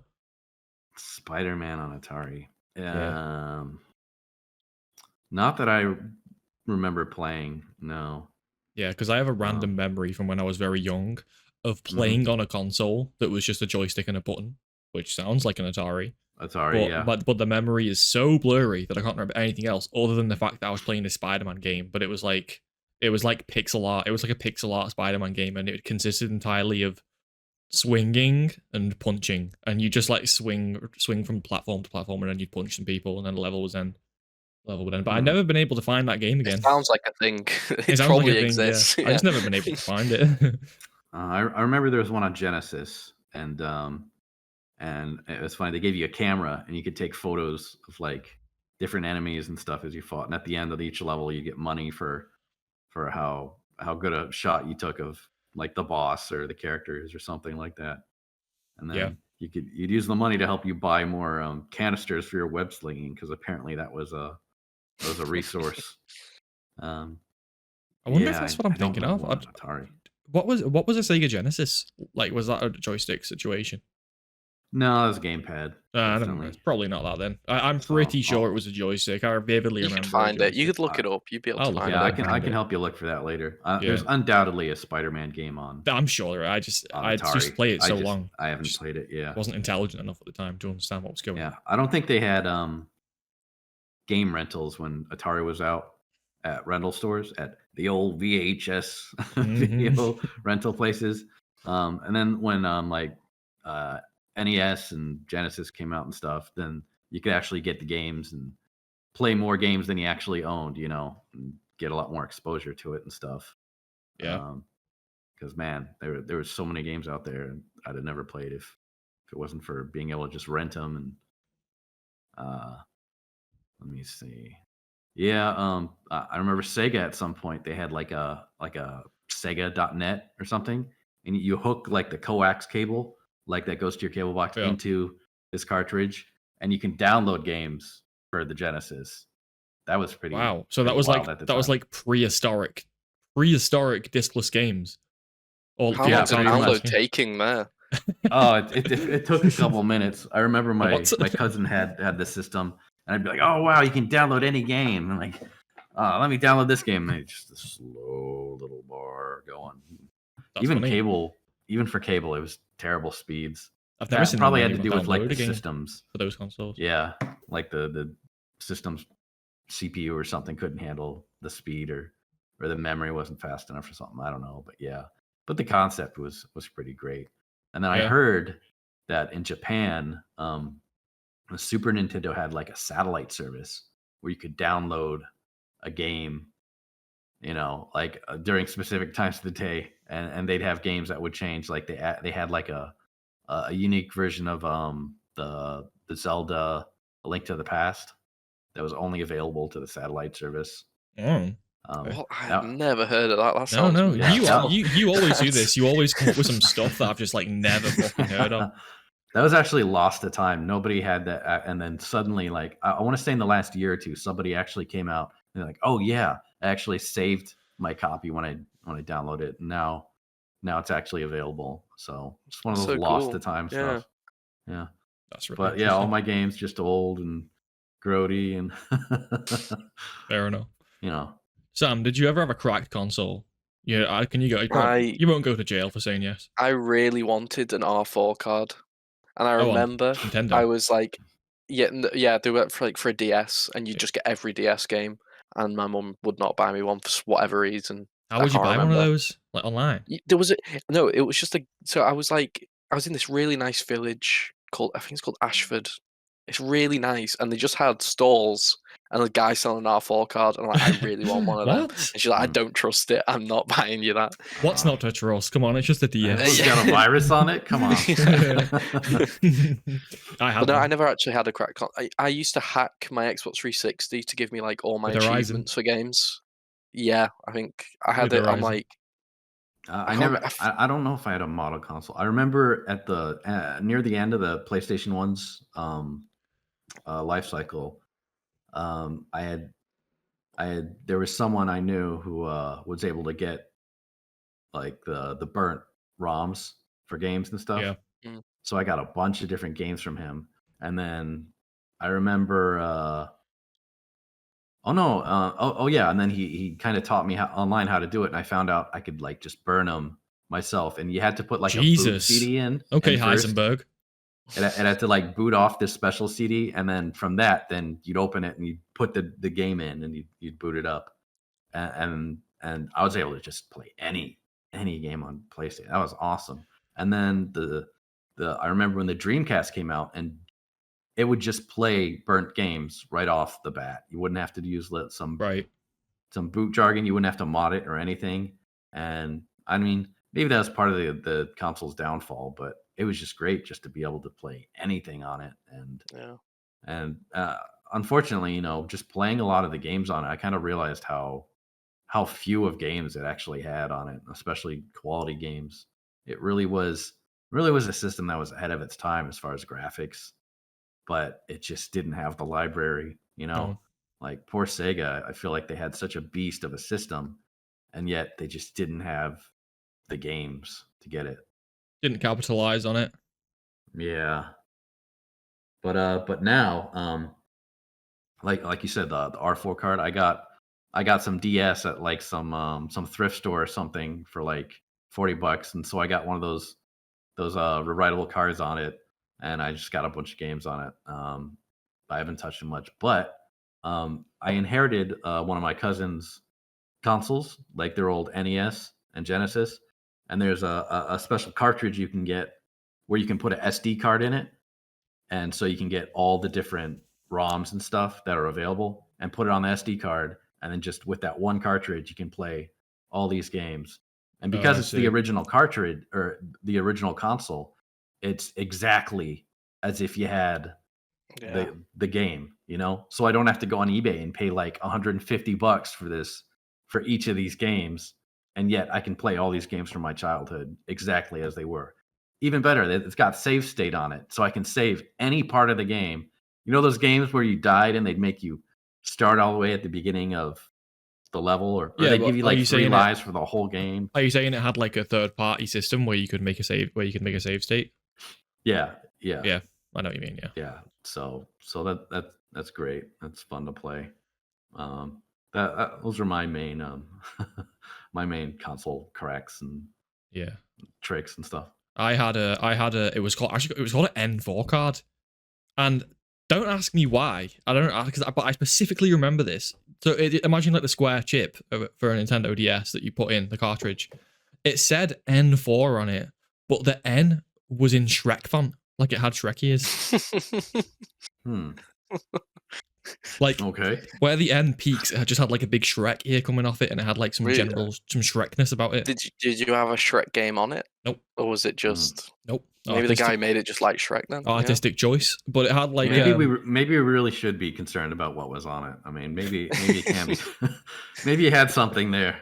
Maybe your parents were right. But it had like it wasn't even old games. It just had like every current popular fucking game on it. Like I remember it had like I think this was 2007, 2008, and it had like FIFA 08 on it, and it also had like no, I think I'm thinking way behind. It might have been 2010 or something. It had like FIFA 10, but it also had like FIFA 9, FIFA 8, FIFA 7, like all this shit on it, and it had like it just had like a huge list of Pokemon games, like every current Pokemon game that was available on DS. Oh, that's reminding me. When I got the Wii, I bought one game for the Wii, I think. And that was probably like Super Mario Galaxy or something like that. Spot on game. And that's the only game I had, because like literally weeks after I got it, I found out you could mod it. So that's probably my first modded system, was the Wii, and I had the external hard drive connected to it, so you could put all the games on it. Yeah. You know, and then they had like a custom channel at the home screen, like for the loader. So you'd click it, and then you'd get like this gallery of all the different games that you had, and they all had their own little images and stuff. And you click them, and it'd do the same thing as if you put the CD in, where it'd have like the little sound and the CD with the image on it and whatnot. It's pretty wild, the modding scene. I wish I knew about that stuff when I was a kid. I would have. I would never have left the console though. As a poor kid, man, that was great. Yeah. Let me tell you, I wouldn't have been able to play 90% of those games. I was able to. Yeah. And I was able to play like all the gun games with my bro when he came over. Like I bought that stupid little plastic thing you could make it look like a gun. But even that, I got it at like a thrift store for like $3. Yeah, I remember I got COD 4 on the Wii, and I got the gun thing where you put like the long thing and the small thing. Well, I don't know what they're called. The Wiimote and the nunchuck. Parts. Yeah, that's it. The nunchuck. And you put both of them in it, and then you would like aim at the screen to play COD. Yeah. But it was fucking horrible. Like I remember like just thinking like, what the fuck is this? Like, because I was playing it on like whatever Xbox 360 at the time as well, and it was like borderline unplayable. Maybe I'm just looking back at it with. I mean, it had a community of players. Like COD on the Wii was a thing that people actually did. Like, they probably used the dual analog thing, because like the little IR remote, like it was really glitchy. Like just using it for the menus, you could see it was really unresponsive, and it kind of skipped around a lot. Yeah. It was really hard to be accurate with that thing. So if you use that as trying to, for a gun or in a game, that could be very difficult. And that's just reminded me, like, this is completely, I mean, it's not a tangent because it's the same game, but like only a few years ago, like I was probably like 15, 16, so not a few years ago. Actually, fuck me, I'm getting old. That was like 10 years ago. Our old next door neighbor, we were around his, and he was like, this is like a grown man, probably like, and he was like, oh, Sean, I've got this game. I want you to like help me figure it out, because he just sees this like me, this like fat autistic. He probably fucking knows that, like, you can just smell the game, like the he gamer knew straight away. You can just smell the game rumbling. So he just walked straight over to me, grabbed me by the fucking scruff of my neck. No, but he was like, I've got this game. I can't really get it to work. I'm confused by it. Can you help me? And I went in, and it was a Wii with COD on it. But this was like It was a what? it was the Nintendo Wii with COD 4, but this wasn't that long ago. Like maybe I'm exaggerating how long ago it was. Maybe I was like 16, 17 or something. That was almost turned into a dark story with a neighbor and a Wii, and I was like, that could have been going anywhere. That was. Anyway, I didn't mention my childhood games yet, so I'll just go. Yeah. I'll just go through a few because I've got quite a lot written down, but there's a lot to say really. So obviously, probably said this 7,000 times on the podcast by now, but the first game I ever played was Halo. I played it when I was too little to pick up the controller. I was just pushing the buttons on the controller on the floor. Wow. Like an idiot. Halo, man. Yeah, That's and a first. it was on the little tiny CRT TV, probably like the size of a little microwave, and it was on the floor. Like the whole operation, the whole system, the whole setup was on the floor, and I would just be playing, and I just remember loving it so much. And it's funny because thinking back to it now, I had so many weird feelings about it that just don't. Like I remember I used to get really scared by it because keep in mind I'm like a toddler at this point. But there's parts in Halo where there's kind of like zombies. Like yeah. To be fair, in like a how sometimes old things are creepy. In like an old things are creepy way, it does have a bit of a creepy vibe to it. But I remember being so scared by the flood of zombies in the first Halo game that I shut off the console and I ran away like to my bed. There's a scene where the flood have like converted Captain Keyes into a zombie where he's like he's like a big. I mean, that is pretty creepy. It is creepy. Right, yeah, okay. I feel a bit vindicated. It was like he was transformed into like a huge blob with these spines sticking out of him that like reach into the ceiling and the floor, but he still had like a little human face in the middle. Like his face was intact, and it looked like someone had just stuck his face on this giant growth. And Master Chief fucking punches him in the head, and his head blows up. It's quite funny. But, reminds me of The Thing, the film, The Thing, like that sort of creature. Yeah, kind of, but it was kind of vibe. Yeah, but it has this. The Flood have this like I guess it's like sci-fi unique aesthetic to them, where they look kind of like a strange like a fungus that's got out of control, like a hungry fungus, like very very gore, like not really gory, but just body horror, like kind of body horror without including like loads of blood and stuff. It's pretty interesting to look at. But Halo, like I said, I played that. That was probably one of the only games I had on the Xbox. The other game that I had on the Xbox when I was little was Die Hard, but my dad said I'm not fucking allowed to play it. He would lock the Die Hard game in the case, like in a cupboard, like in the wall units in the kitchen to stop me from playing it. Like I was like, oh Dad, I want to play Die Hard. He'd be like, you're not fucking playing Die Hard. You'll never be allowed to play Die Hard. He was like, you're gonna have to be 18 before you can play Die Hard. I bet Halo's worse. I bet Halo was worse than Die Hard. Probably, yeah. I mean, that Master Chief, that fucking Captain Keyes flood scene traumatized me. I think that's worse than anything Die Hard. Die Hard's just fucking shooting people like normal humans. Nothing on the flood. But so there was that, and Halo was the main game I played, other than the unobtainable Die Hard game. Aside a few others that I played here and there. When Halo 2 came out, I vividly remember Halo 2 coming out, which is strange because that was 2004. I must have been a very small toddler boy.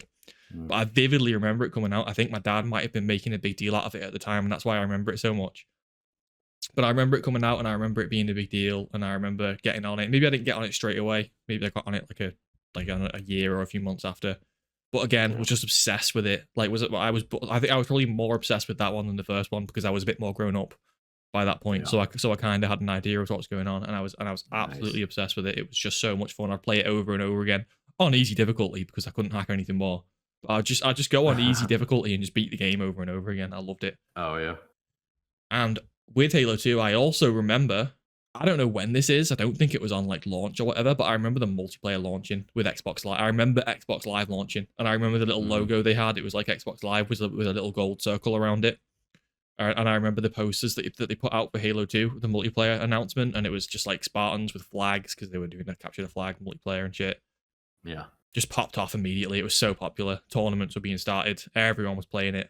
Everyone who had access anyway. So popular. Really big deal. Those first days of Xbox Live are quite interesting.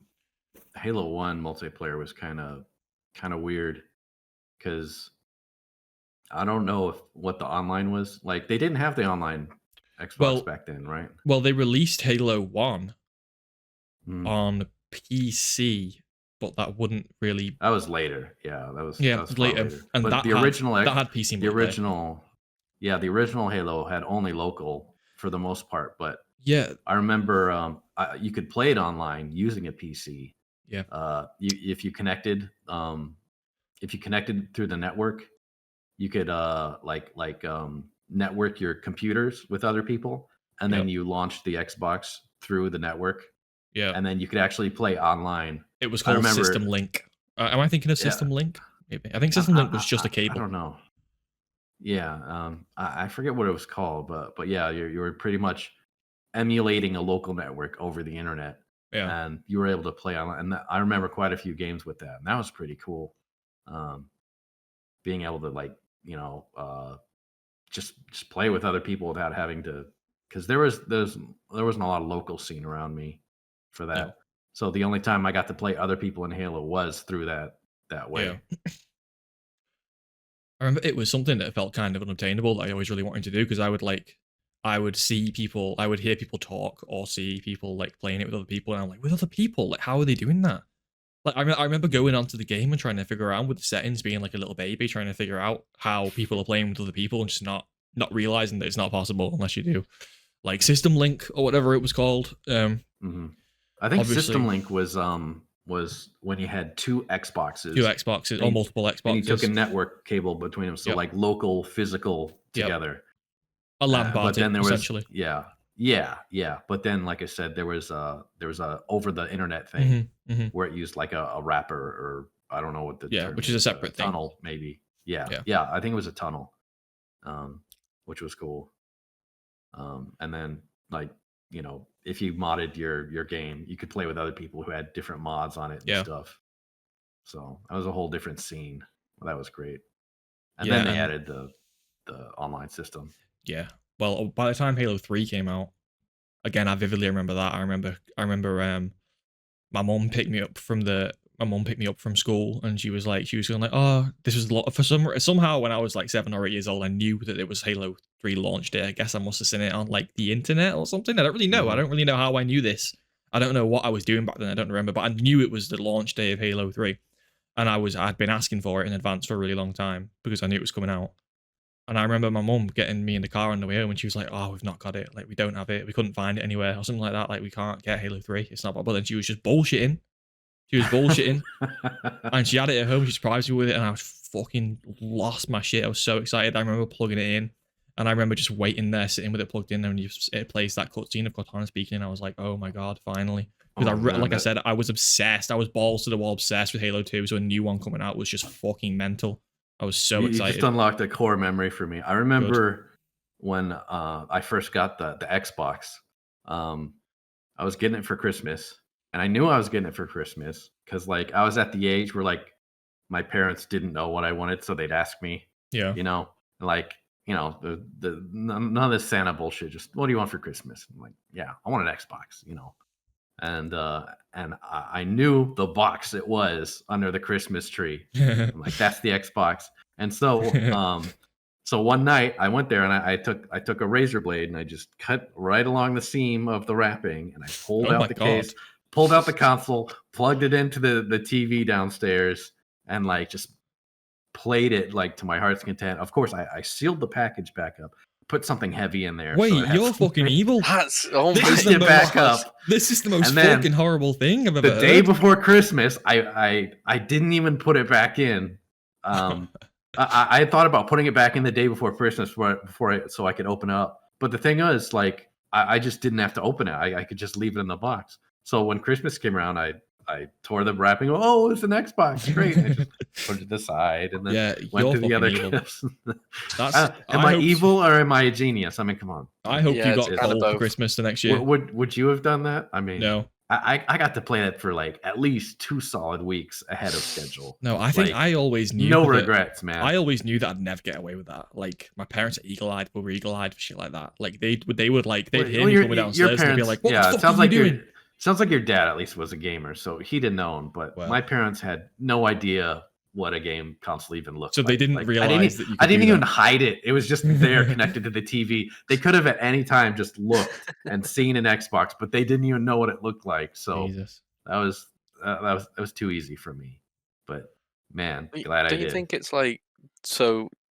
Like we all have like kind of different experience, different games. Whereas kids now, their nostalgic moment's going to be going to like the Travis Scott concert in Fortnite. Like we, there's nothing else. That's Yeah. what everyone plays. That's It's quite kind of funny. sad. That's quite funny. Yeah. You do make a good point though, because a lot of it is like streamlined now, isn't it? Because everyone is on the TikTok or the YouTube, Mhm. everyone knows like what's popular, so everyone's getting on that. Yeah.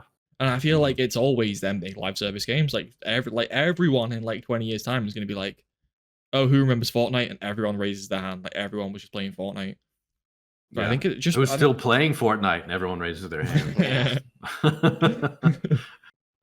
Yeah, I mean, like Fortnite, Minecraft, GTA 5. I mean, these games have been around for. I forgot to put Minecraft on the fucking list. Am I an idiot? Yeah, I forgot to that's. put Minecraft on the list. I- Oh my Actually, I god! played. Well, I had to play the Xbox rip-off versions of it, like Castle Miner Z. I played them anyway. I played them anyway. Yeah, Oh wow. Castle Miner Z, is that the one with fucking assault it rifles had like in it? dragons and AK-47s in it. Yeah, it was weird. Yeah, it had like the whole Minecraft layout, like the UI and the gameplay, but you just like dig underground and find an AK-47 with 7.62 magazines. Nice. I mean, that's what you get here in America, so that's pretty realistic. Yeah, it's American Minecraft, not Swedish. I'm gonna quickly mention some other ones that I played. I have a lot of early memories of Tony Hawk's Underground. I think on the same original Xbox. I don't know if there's more than one Underground game. Don't remember which one I played. I think it might have been the first one. There's at least 2 Underground games. Aren't they remaking those games? Or a Tony Hawk game? I think they might It was just be teased. making a new game. That, yeah. Like I'm they not sure. teased it in Black Ops 6. They did like a release of DLC Black map that Ops 6. teased. Yeah, they teased a remake for it. I don't know. I'm Oh, not gonna say anymore because I don't know anything you about mean it. they remade that Black Ops 2 skate park map, didn't they? Yeah, and in that map they teased a new Yeah. Tony Hawk remake. Yeah. Well, there you go. Something like that. I mean, Yeah. COD probably would be the best place to do it, to be honest. Everyone's fucking Yeah. Unreal Tournament 4. I mentioned this like 2 episodes ago, but I just think it's quite funny because it's a bit of a random one. But my dad I've never played that. No, my dad always had it on his PC, and he had like a Pata controller that was like a shit third-party one, and he would like. I don't think he was playing it, but I was like, "Oh, Dad, what's this?" And he was just like, "It's a controller." And I'm like, "What are you connecting the controller to?" And he was like, "My PC," which was currently plugged into the TV. So I was like, "What? Like, what is this setup?" He had his controller in his PC, and he used it to play Unreal Tournament. I don't think he ever did. I don't think I ever saw him playing it. But Was that like online or single player, that game? It's an online multiplayer game. Yeah, it was online. Yeah. Right. Unreal Tournament 4 would have been online mainly. Yeah, by that point, by that stage. But I don't think I played. I think I just played it against the AI. I don't think I ever played that game online. I think I just liked shooting the AI. But Unreal Tournament was a blast, man. Like really popular. The original Unreal Tournament. Yeah, that was crazy. That was and then they came out with like 2K3 and 2K4 and stuff. Yeah. Like back then, like Arena. I think they're called like Arena shooters now. Where you just go on the death match. You just shoot each other and blow each other up, and the only measure is like kills, first to hit the kill cap wins, stuff like that. Like they don't make those anymore. I don't think they do well anymore.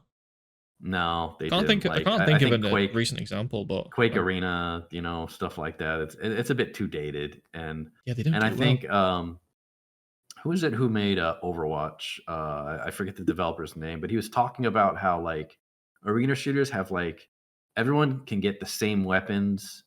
And there isn't like a uniqueness to the character you play. It's just skill ceiling, Yeah. Like if you can barely beat some guy every time you fight him, then you're gonna win every time, And then like something like Overwatch where they have like a class or heroes, everyone has a unique role and unique weapons, and people who have more familiarity with a certain kind of gameplay, or even people who just want to play more casual, they have more of an into the game, right?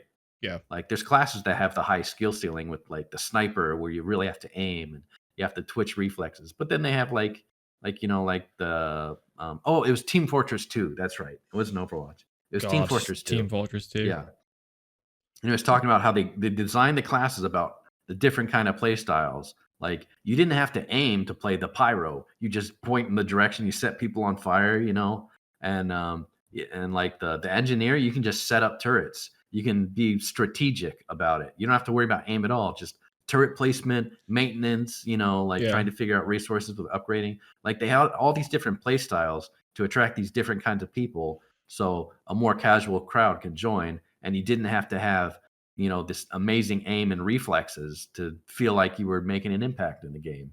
And I think that's why the arena shooters have kind of fallen off, because I think so too. I actually think you've just made a really good point. I didn't even think about that. Yeah. It's that just autumn things happening like that anyone could do, basically. I can't word it. I can't figure out how to word it better, but just things that anyone can do. And then they have skill ceiling as a part of it, but the other 50% of it is things that anyone can do, like in Overwatch, that some of the healers who are just like easy heals, but which anyone can do, but if you're really good, you'll do it better, if that makes sense. Well, the thing is, even in like, Call of Duty and stuff like that are still going strong. You'll have like loadouts, and you'll have weapon selection and perks, things like that, like as opposed to the old arena shooters where like everyone would get the same weapons at the start, and the weapons would just be lying across the level. You could just pick up whatever, Yeah. And there wasn't any difference to how you used it or how they used it. It was all about, your precision and stuff like that. So even games like that, they kind of take a bit more into consideration as far as, play style, strategy, and how people, approach different kinds of gameplay. Back to some of my childhood games, because there's a couple more.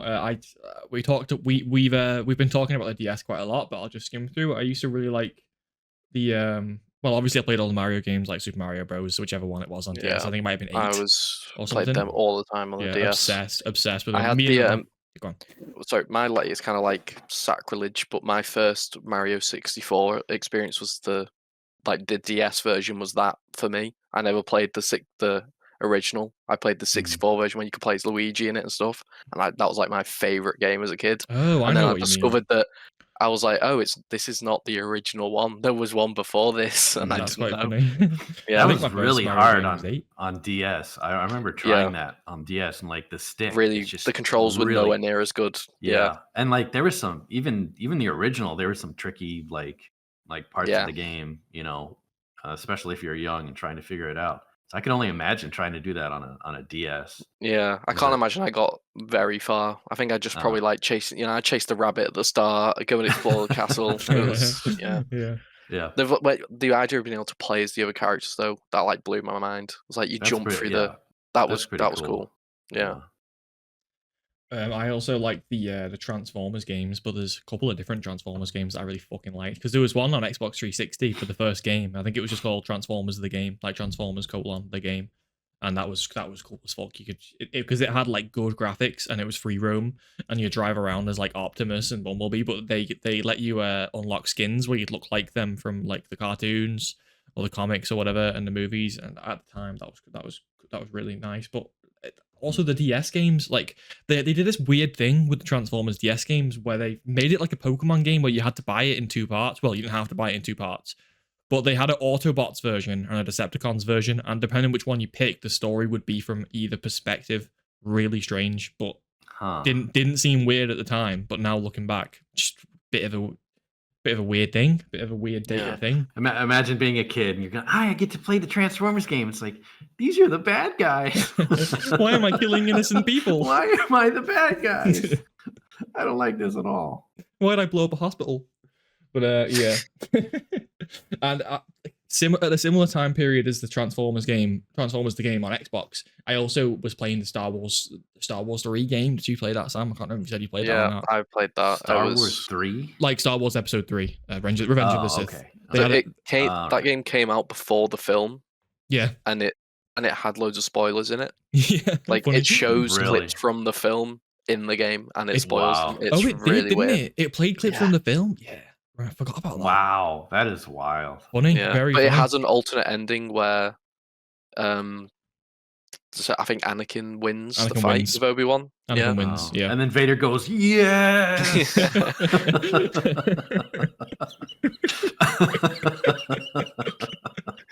That was such a meme. You remember that back then? The no, like Yeah. I mean, that it meme still was is a meme. everywhere, man. Star Wars yeah, memes are it fucking still huge. is. That was.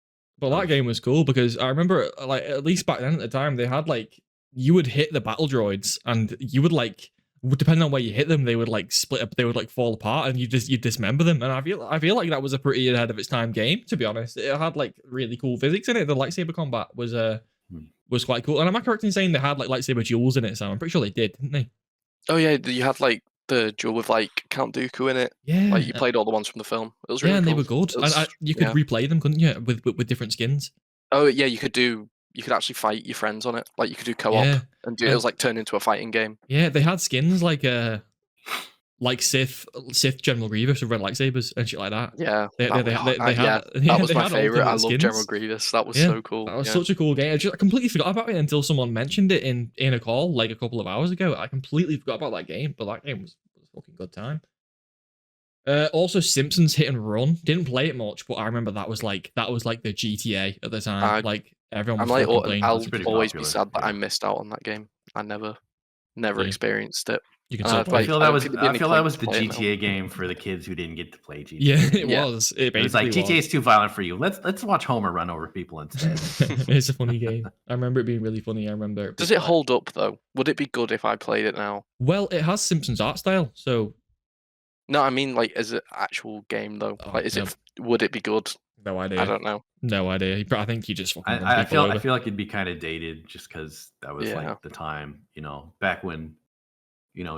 Just a game you could drive in was like, whoa, look at this, that was, and it had pretty funny driving. I feel like it'd lose a bit of its charm, and I feel a lot of what people see when they talk about is like nostalgia of just playing the game or, being a Simpsons fan and seeing all the references in it, and whatnot. I'd say those are the two are the main things why it was so big. But you mentioned Tony Hawk earlier, and I just remembered my first experience playing the first Tony Hawk game was on a demo disc that I got from Pizza Hut. What? That had like a bunch of games like Ape Escape and some other like Final Fantasy VIII or something like that. Hold on, pause. Like, did you say Domino's Pizza? Pizza Hut. Sorry, did you say Pizza Hut? How does Pizza? Yep, Pizza Hut. Yeah. So we got a pizza and we got a CD. Like back then, like a CD with PlayStation games on it. I wish they still did this stuff. Yeah. So like back then, game demos were like a huge thing. I remember I got a magazine. Was it PC Gamer? Each month, and they tell you about all the games because they didn't have websites back then that could tell you this. So reading a magazine was kind of the thing to find out what the latest games were, and it'd have a CD would come with each magazine, and it'd have a bunch of demos on it of whatever games they were talking about and stuff. And it was like the first level of the game or the first 5 or 10 minutes or something, but it was like something you could actually play and experience the game. And like even now you don't get that very often. Like that's kind of gone away, being able to sample a game before you could buy it. Now you're pretty much stuck with either hoping it's as good as what you hear, or you watch someone play it and hope that you'll have the same amount of fun. Which just isn't the same, man. Because let me tell you, I've played the crap out of the Tony Hawk, that one intro level they gave me. Yeah, my Pizza Hut Tony Hawk. And I think I remember Zone of Enders for PS2. They had a demo for Metal Gear Solid 2 on it. And I wasn't big on Zone of Enders, but I rented that game just so I could play the demo of Metal Gear Solid 2. You mean it was inside the game or on the CD? The same CD? I think it was on a separate CD that in the same case. Oh, they used to do. I remember games doing that. Yeah, because I remember games when they had. I don't know if you remember, Sam, on like Xbox 360 days, when if there was a DLC that came with the game, you'd get like multiple DVD CDs in the box. Yeah, that's the thing I completely forgot about. Yeah, that used to happen. That's pretty funny though. I mean, you always find ways to surprise me. A Pizza Hut fucking CD was not. I was not expecting to hear that today. Yep. Memories, man. Yeah. But Hmm. Anyone got any childhood games to add before we start wrapping up? Yeah, one of the first FPSs I played, possibly before Wolfenstein, was Ultima Underworld. I Never don't know heard if of you it. heard of that. No. Yeah, that doesn't Yeah, ring a bell to man, me. big stuff. Old as dust. I am. It's one of those. It was one of those RPGs where like you could swing the weapon and you'd see your hand swing on the screen, and they hadn't gotten the FPS controls yet. So you basically Oh. you moved your mouse to like the left side of the screen and you clicked to turn left. You move the mouse to the right side of your screen and you click to God. turn right. Jesus Really, fucking really Christ. clunky controls. Yeah, I'm so glad I was but- born in the times that I was born in. Yeah. It was, but man, it was so immersive compared to just what I had seen before. It just blew my little kid mind. It was funny. It was like the distance you could actually see objects was like 10 feet. So you were just running into abyss most of the game, just barely seeing the walls around you. It was, old games low, used to be like low that. frame rate. Everything was pixelated. It was even for that age, it was really bad. But it's crazy just how much I was just amazed by it, coming from the pixel art and blockiness of everything before it. But now, yeah, things are just so much more immersive. It's crazy. Just seeing in my lifetime games going from like literal single colored blocks, just chunking along the screen to actual realistic graphics. It blows my mind. It makes me wonder what I'm going to see in the next 10 or 20 years. Right? Yeah. The Lord knows. The Lord knows. Yeah. Well, Yeah. without further ado, I think that's going to do it for today. So I'll say thank you to my hosts. Thank you, Peter, again for coming on, and Sam. It's really good having you on. I hope we'll problem. see you back on at some point in the future, anytime. Definitely. Yeah. I Okay. enjoyed it. It went good. It was Fantastic. fun. I've had a splendid time. That was a very good way to spend my Sunday night before I go back to work. I couldn't have thought of a better way. All right. Yeah, that was fun. Ending it there. Good chatting with you Goodbye. guys. All right, see you around.